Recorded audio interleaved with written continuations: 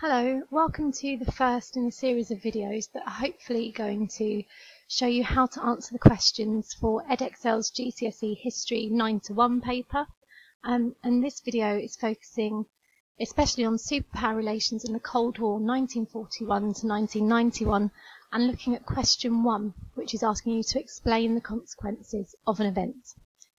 To get the most out of this video, we recommend that you watch it with plenty of lined paper and some pens, that you have a copy of the textbook that you're using at school or a suitable revision guide or your exercise book.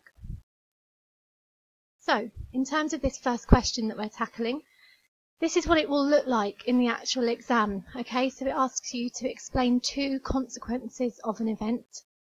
You explain your first consequence here and your second consequence in this section. And in your actual exam paper, there will be 4 more answer lines at the bottom of this sheet. So, what do you actually have to do to succeed? Well, you have to provide or identify 2 consequences. You have to provide some supporting detail about both of them. And you have to explain what actually happened. Your answer will look like 2 separate short paragraphs in each of the sections that you're given. And you should structure it using the system that we've been using at school of point, evidence and explanation, and you're repeating that twice. In terms of how long you should spend on the answer, probably about 1.5 minutes per mark, which works out to 12 minutes for this question, or 6 minutes per consequence, and that should give you plenty of time. So we are going to start off today by looking at something that hopefully you'll all be familiar with. Some of you may be a little bit more than others, but it's the scenario of being late for school or oversleeping. So here we have a scenario, and I'm just going to read through it. One consequence of not setting my alarm for the morning was that I missed my bus. Every morning I catch the 176 from Penge High Street at 7:46 a.m. and this arrives at school at 8:05 a.m. As I didn't set my alarm clock, I overslept and I didn't wake up in time, and although I got ready quickly, this meant that I didn't make my usual bus and had to get the later 7:58 bus instead. So you're probably wondering what the link is between this and the exam that you have to sit after Christmas and at the end of the year. And it's quite simple really. This is an example of someone explaining the consequences of an event, and in this instance they're explaining a consequence of not setting their alarm for the morning. Now, if you think back to what I said you need to do to succeed, and that's by using point, evidence and explanation, you can see here why it is a good example of that, because they start off first of all by making a point, okay, or a statement about one consequence of not setting their alarm, and that consequence is that they missed their bus. They provide some evidence to support that, and in this case it's that they usually catch the 176 bus from Penge High Street at 7:46, and this gets them to school for 8:05, and they explain it by saying that as they didn't set their alarm clock, they overslept, and as a result of that, they didn't get up in time, and they didn't make their usual bus. Now, remember what I said, in that in order to succeed and get top marks, you have to have 2 consequences. Well, that's what we've got here. So, another consequence was that I got a detention from my history teacher. As part of my usual morning routine, at about 7:25 after breakfast, I packed my school bag. As I had overslept, I didn't have time to eat breakfast or pack my bag, and I forgot my history book, and this meant that I ended up getting a detention.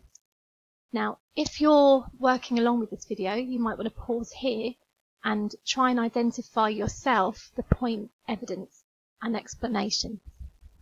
Okay, so how did you do? Hopefully you identified the point, which was that they got a detention from their history teacher.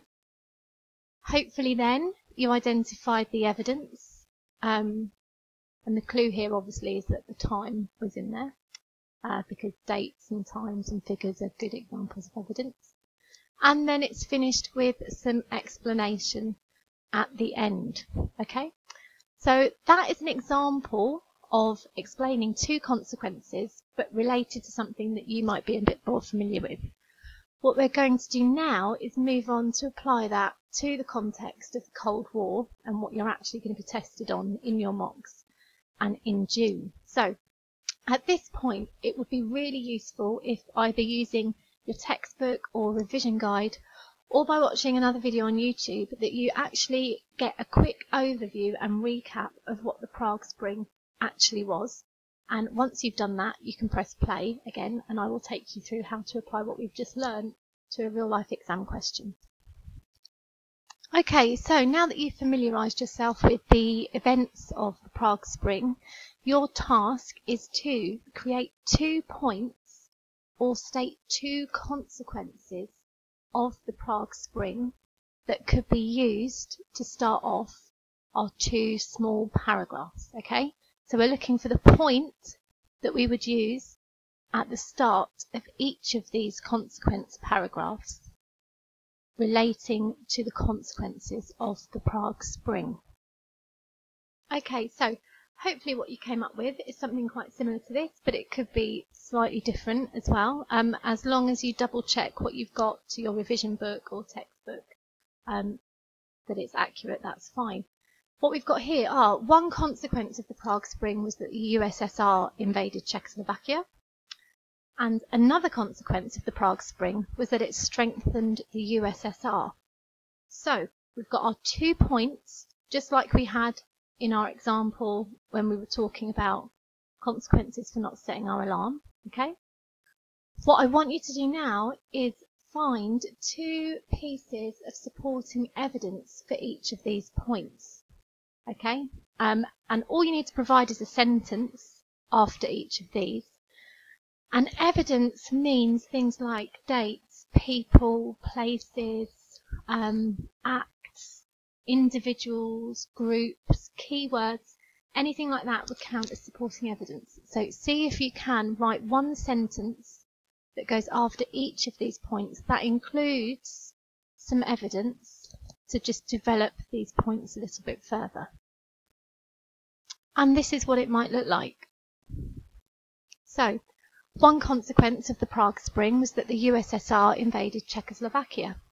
On the 21st of August 1968, 500,000 troops invaded Czechoslovakia, and although the Czechs responded with non-violent demonstrations, they were no real match for the Soviet troops.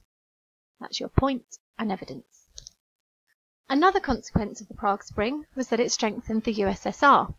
Brezhnev showed that he was prepared to invade a friendly satellite state in order not to weaken the anti-Western alliance, and showed himself to be a brave and determined leader.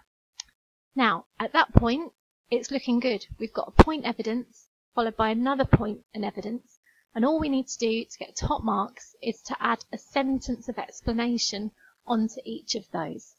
Now, I suggest again you pause the video here and try and finish off these 2 pieces of information here with some explanation, and try starting your sentence with the phrase, "this meant that."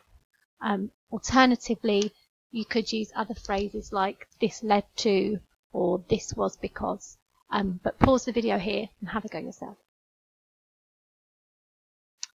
And again, hopefully, this is what you came up with or something quite similar.